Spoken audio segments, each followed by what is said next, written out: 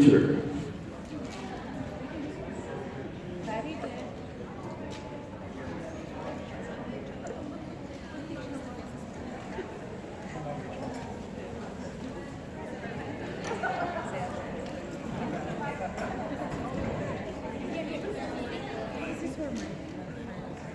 This is my bag. But she was there.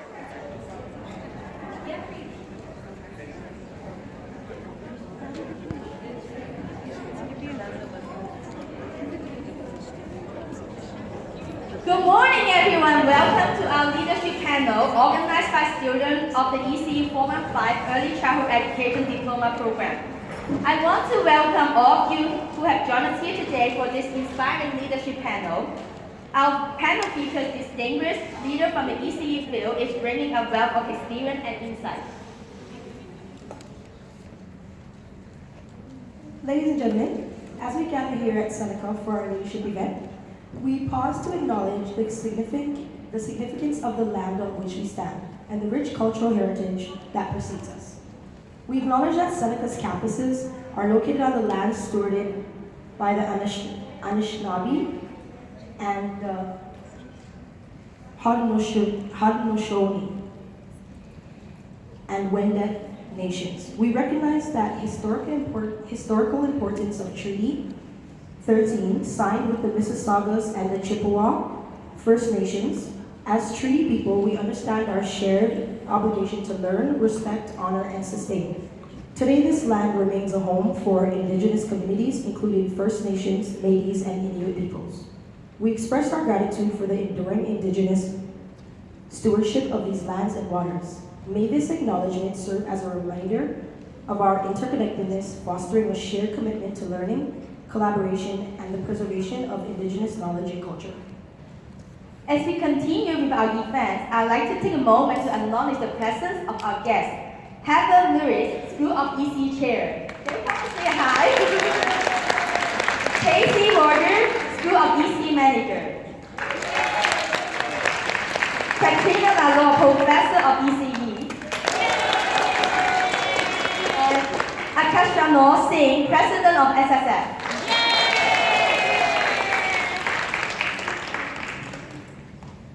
And today we are honored to have 4 panelists here to share their journey, challenge, and triumph in shaping the future of early learning.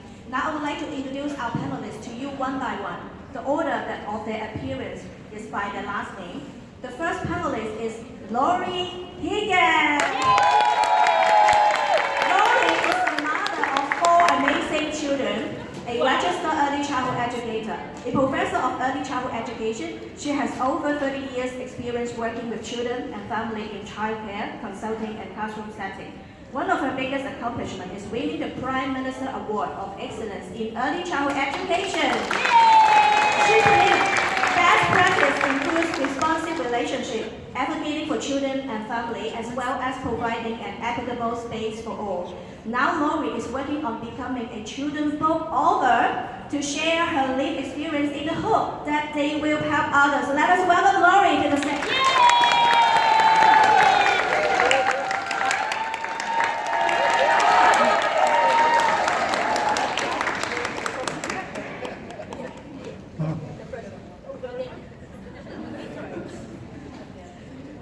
Our second panelist is Lauren Lee. Lauren is a registered early childhood educator, currently works as an education assistant in Blofield School Authority, where he works with children diagnosed with physical, developmental, and cognitive disability or impairment.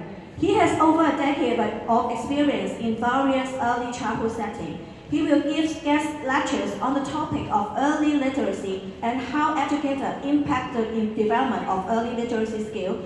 He also conducts resources consultation privately and continues to branch out in search of new opportunities in early childhood space. So let us welcome Lori to the stage.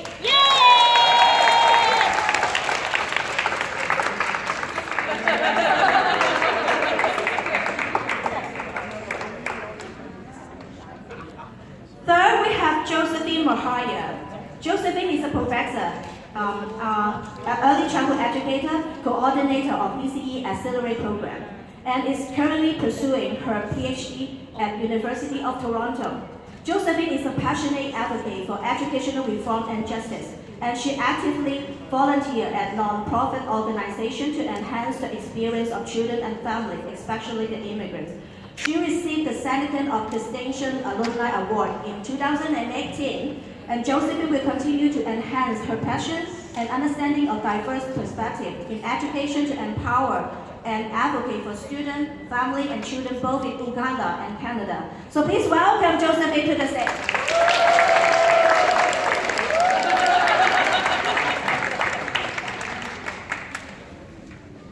Last but not least, we have Diego Amaldo as our panelist. Diego is a registered early childhood educator, professor of early childhood education. He has worked over 25 years in the industry in various roles as an ECE supervisor and director. He continued his professional roles as president of Toronto Catholic Early Childhood Educators with elementary teachers of Ontario. Diego is a passionate advocate for educational reform and educational justice. Knowing the professional learning make a difference, he provides professional development opportunities for ECE, childcare providers, and students to learn new strategy, technique, and tools that support quality childcare experience. Once again, let us welcome Diego to the stage.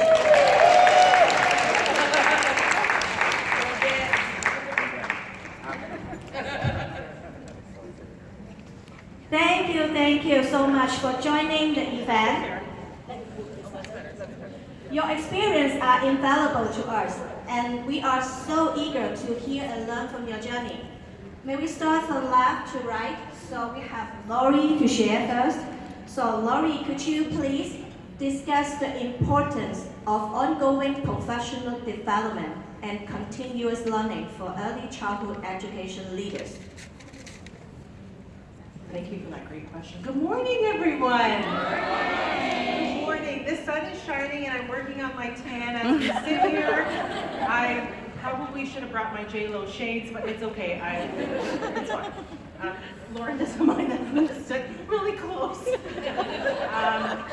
Professional development. You know, when we look at the College of ECEs and our role as early childhood educators registered with that College of ECEs, we know that we are required to do professional development, but why do we do it? So really understanding the importance of ongoing learning to stay current. And you know, I hear from students this semester and the semesters in the past how perhaps they aren't seeing what is being demonstrated in their placements because of stress of ECEs and maybe not doing the professional development because it takes time and energy. But what we hope is that early childhood educators see the importance of it. And that is having what we would call a toolbox of resources on how to support you in your workplace, how to support the children that you're working with, how to provide resources for the families that you're working with. And so we want you to really look at professional development, you know, seeing it as important. And that is staying current with the best practice and what best practice looks like. And that totally leads into what we're here today is being leaders in taking professional development and sharing what you're learning when you go back into your workplace. Because let's face it, you'll be working as early childhood educators in 8 weeks. You could potentially be working full time. And so being leaders in professional development, taking it, sharing what you've learned, and modeling and mentoring that in your workplace. What else could you say about professional development? I feel like I'm...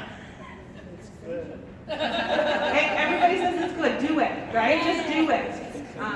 Continue it. Because it does change. We've evolved. And I've shared this in my placement, in my classes already. I've said, you know, when I first graduated here 30 years ago this year, 1994, that's right.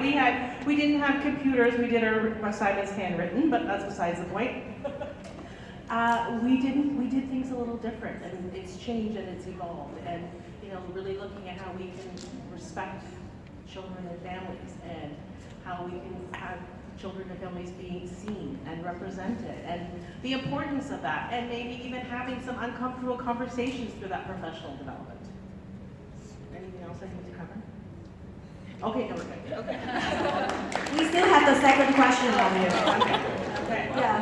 Lauren, you are such an inspiring and happy leader, so that's why the sun always follow you. I know. Wait! I am with you. You see, the sun. Is this being recorded? Because I would really like to put that in my portfolio. And we are so eager to learn from you about the second question. Why do you want to lead your student into becoming better ECE within themselves? Well, that's a good question, because I feel that it's so important to make a difference, right? Making a difference is, we signed up for this, not for the money. We didn't sign up as CCs to get rich. It's because we care, and we see the value of building those really important relationships with children and their families. And we want to provide the foundation for these little tiny learners so that they grow up to be wonderful, citizens in the community. And so how can we do that? So my goal for future ECE is to see the importance of, again, inclusion, celebrating, everyone, celebrating differences and similarities. The importance of being respectful and growing in your profession. What was the question? As I just ramble on. Why do you want to lead your student into becoming better ECE like us? Because I want them to be the best of the best. The best of the best. And that means using the appropriate language, being positive, being a great model, being a leader. And so I want that because you're the future. You are the future. This is who's going to be working with our little people. And so we want the best of the best. And I'm quite confident that that's what we're doing here, because I can see this right here in this room, that we've got the best of the best here. And you wouldn't be here if you didn't think that. Yeah. Anything else Lauren? Thank you. Thank you, Lori, for your great sharing. Thank you. So, no rush, because Lauren is having his turn now. Hi, Lauren, could you please share with us what advice do you have for aspiring early childhood education leaders who are just starting their career? I really didn't think about this when I chose this question. Advice? There are a lot of things I could tell you about being in this field. If I could do it for the entire day, it would just be this morning. My first advice, the most important piece of advice I can give aspiring ECEs is that you really, really have to be passionate about this, right? And when I say passionate, when people ask you, like, do you like your job? If your answer is, yeah, it's all right, or yeah, I can do this for the next 30, 40 years, you're not in the right field. And I'm not saying that to discourage you, I'm saying that because that's the reality. Right? In early childhood, there are a lot of things that you don't anticipate that school doesn't necessarily prepare you for. And your love of the job is what gets you through those challenges. So if you don't love working with kids or you're not extremely passionate about it, like, don't do it. Because at the end of the day, it's like you will suffer because it's your time and your energy. And if you did it for the money, I'll let you finish the rest of that sentence, I'm sure. But if you did it for the money, that motivation it's temporary, right? The motivation, if it's financial, will run out eventually. And once that runs out, what do you have to rely on?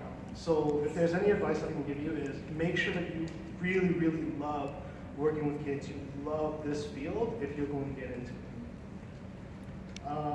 The other piece of advice that kind of goes along with PD is, I've said this to a lot of people who ask about early childhood. Working in early childhood is kind of like shopping at a thrift store or Value Village. There are hidden gems in terms of opportunity, but you really have to look. You have to spend your time digging through the shelves of, like, trash to find that one opportunity that's going to give you a boost. Right? And I think a lot of VCs quit because they're not willing to take those opportunities and risks. So I encourage you, if there's something in this field that interests you, follow it. right? You don't know where it's going to be. Don't pigeonhole yourselves into thinking that you can only work in private childcare or that you can only go to the school board. Those are options, but they're not the only ones. That being said, if you're only looking for childcare or school board or going to teachers college, that's all you're going to find, right? And if you look at the other panelists here, they're proof to you that there are other opportunities out there. So follow in their footsteps and look for those opportunities. That's all I can tell you. Thank you so much. And we have one more. Do you think it's difficult to be a RECE, and what are your pros and cons?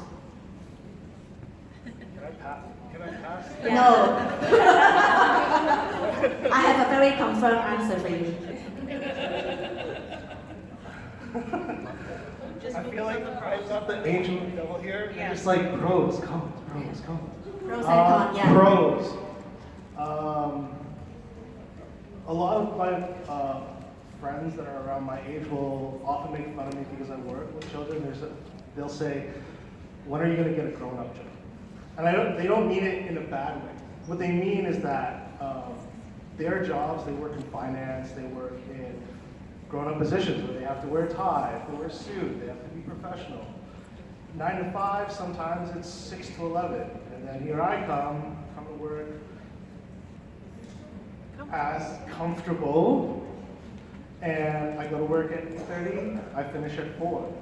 So there are a lot of benefits to working with children. Like if you're looking just purely from a life balance perspective, is that I get to go home and I still get to spend time with my kids. I get to do all the dad things. I still have time for me to spend on myself and to do other, come to a leadership panel or do professional development. So one of the biggest pros of working in this field is time. You get time to balance your personal life and your professional. You get time to pursue the things that you want to pursue and not have to worry about, like, oh, if I do this, I'm not going to have time to do the other thing. Along with that, one of the biggest pros is, quite honestly, this field kind of keeps you young. Yeah. And I don't mean that in the sense of like, yes, you're going to have challenging classrooms. You're going to have children who come to you with things that they're doing with their home. There's a lot of other stuff attached to it, but working with kids keeps your mind fresh. It keeps you thinking about those opportunities, those activities that you can do. It keeps you thinking kind of like a kid. It's kind of nice when you look at it. Yeah. And that's why people say, like, Warren, when are you going to get a girl's job? Because as far as they know, I play 8 hours a day. I'm not saying I don't, but from what it looks like on the outside, it's play, and that's how it should be. So big pros. Cons, well, again, this is one of those issues that if you really want to talk about it, we can. Cons, cons, I think it's slowly changing, but cons still, especially if you're going into the workplace, there are a lot of other forces at play other than just you being good at your job. Right? You could be the most amazing EC in the world, but it's kind of a, pardon my language, it's kind of a crapshoot when it comes to working with a partner. You either get a partner who understands what your roles are and understands the collaborative nature of ECEs and teachers, or you get teachers who are still struggling to keep themselves current and they see you as a helper, not somebody who collaborates, does planning together. They see you as an assistant, right? And that's something that you guys are going to face in the field. Like, I know you don't want to hear that, but that's the reality, is that you will always have, at least for the foreseeable future, a power struggle with when you work in a classroom with other educators. That's just how it is.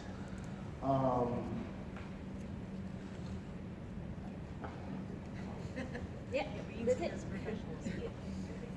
I mean, financially, ECEs don't make a lot of money. I can see like some people are like, you're not making money? Really? Yeah, financially, early childhood educators don't make that much money, so it's kind of up to you to find other ways to make money. Appropriate ways. Thank you so much, Lauren, for your passionate and true sharing. And if you want to be younger, be at ECE. Okay? And hi, Josephine. Could you please share what suggestions do you have for managing a classroom with a large and challenging variety of needs? Okay. Come to my house and you'll get the skill sets. That's right.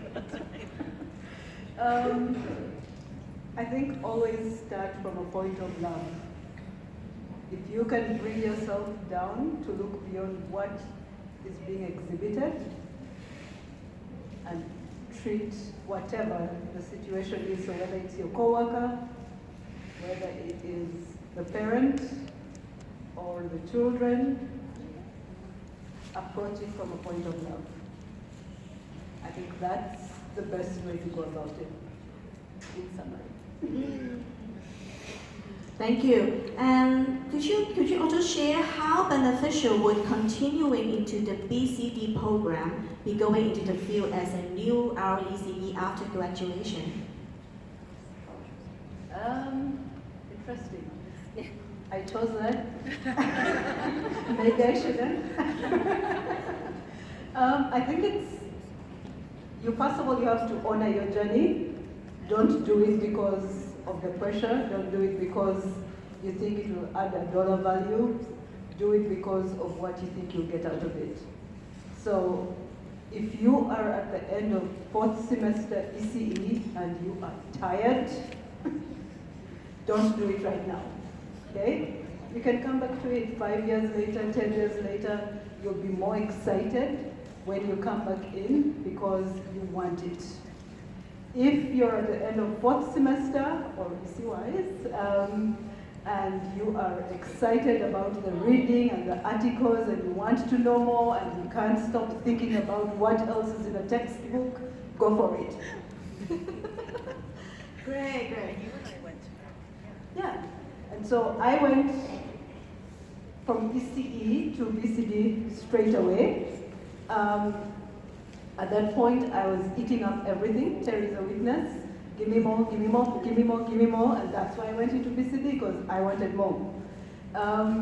At the end of BCD, I was done. And so even though I had applied for my master's, I was like, no more to the articles, no more. So I took a break and then went back in, and when I went back in, I was ready, and so I was happy to spend nights reading again. But if you had asked me to go in right after BCD, no, I was going to do those last minute papers and assignments without having read the article. So be true to yourself. It is a marathon. You don't need to sprint it, but if you need to pace yourself, that's what you need. Decide. If you're financially able, mentally able to jump right in, do so. If you need to take your time, pace yourself, make some money, go for it, and Lori can share budget.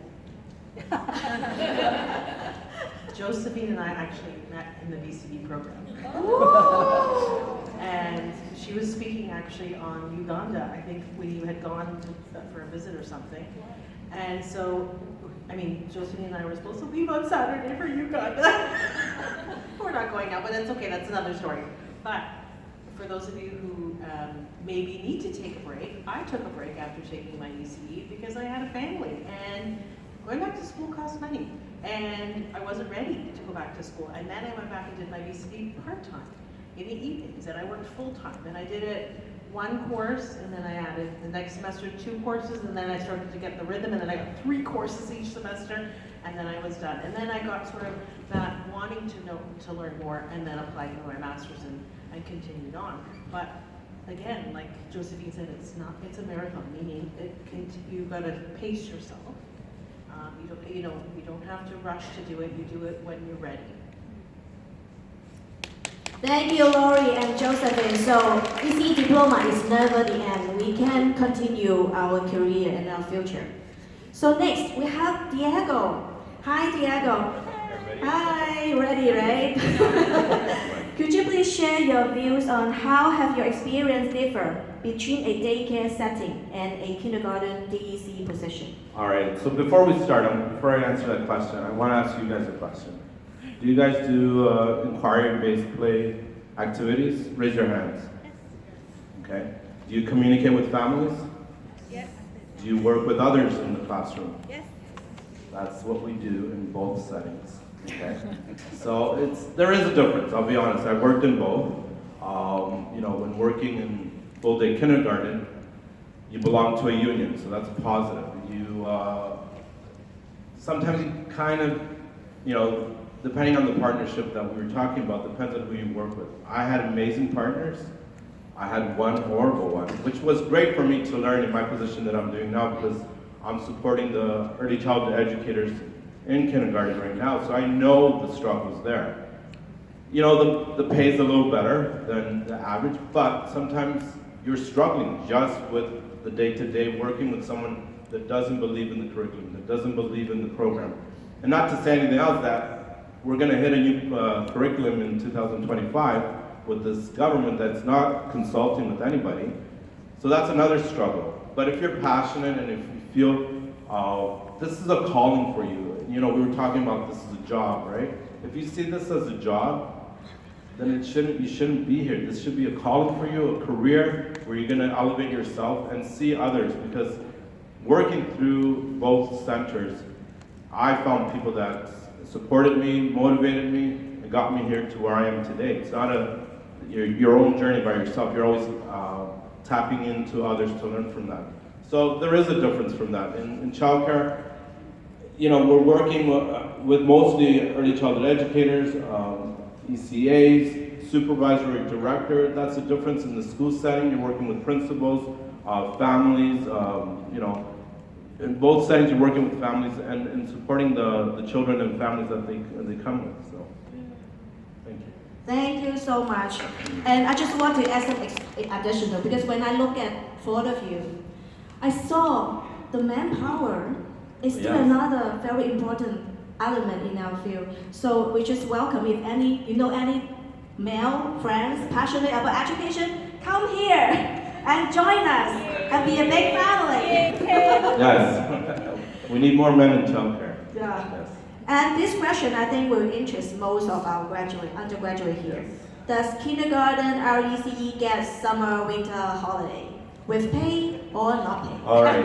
So that's a big question. It's a loaded question. It depends which school board you belong to. It depends which union you belong to. And even within the own unions, it's different, because at my local, we were very fortunate to get Christmas pay and March break. And where my counterpart in Simcoe, they don't have that. They have to apply for EI. At our board, what we created a LEAPS program, which was for children entering kindergarten. So we have an extra added 3 more weeks to the regular 10 months that we do kindergarten. So it depends on the local that you get, and at the end of the day, you do have to apply for EI if you're working in the kindergarten programs. So that's depends on where you're from. Okay, thank you so much, Jacob, for giving us those knowledge. I believe we will have benefited from your great insights and generous sharing. Once again, let us give them a round of applause.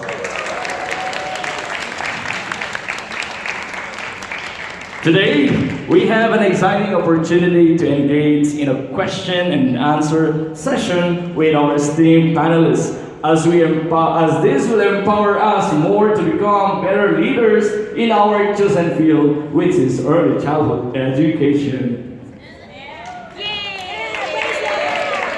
Indeed, leadership is not just about guiding others, but also about continuous learning and adaptation. So let us make the most of this session to gain insights and perspectives that will fuel our energy towards effective leadership. This is now the question and answer portion. So, is there anyone among the audience who would like to ask our panelists here? Whoa! There you have it, ladies and gentlemen. Candidate number 1, what is your question? Hello, I'm Fish. Nice to meet you. I have just a question. I know we will become an EC just maybe 2 or 3 months later. I know you give a lot of suggestions for us. We have a love or passion. But can you share any experience, have any challenge you have faced, and how you can overcome it so we can learn from your experience? We want to know more about you. Thank you. Okay, since I have the mic, I'm going to start. One of the things when you graduate or you're looking for a job or somewhere where you want to belong to, I think it's the best way is to see where you fit in. Look at the values of the center, look at their policies, and look at if that's where you fit in. Because I ended up working at various childcare centers. I went to one which was a big agency, and I didn't fit in there. I stayed there 10 months because I had to feed my kids and pay a mortgage.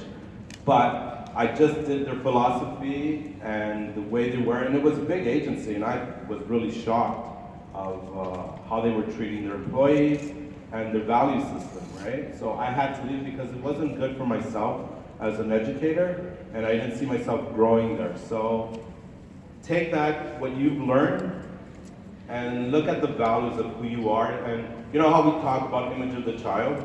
What is your image of the child? And bring that to the place that you want to belong to. Okay, thank you so much, Draco. And how about Josephine, Lauren Lee, or Rory?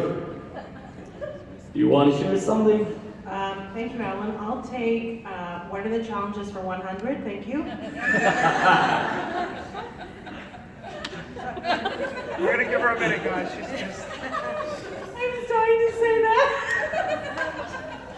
Alan, you're so good. I love it. I just feel like I'm on a game show. So I'm like, okay, I'll take challenges for 100. Thank you. Okay. Double or nothing. Okay. I was just gonna, piggyback on what Diego said. Working in a kindergarten classroom, when you come from a philosophy where you're doing inquiry, you're doing, what you've been sort of the philosophies and what you believe are best practices, and then you go into a kindergarten classroom where it is very much academic-based, worksheets, not honoring that play is work, and then how you're going to go about that. And as we're here today, we're talking about leadership, and so leadership means going against the grain and doing what you believe is right. And so having a voice to say, you know what, that's a great idea. However, have you thought about this? And sort of challenging that. And so that was sort of my journey. I had 3 teaching partners over the course of the 10 years I was working in kindergarten, and with all 3 of them, there were many conversations about, well, how about this? What about that? Or, and really working on that. And so it was a building of a relationship and introducing new things and taking on that sort of leadership role in what I believe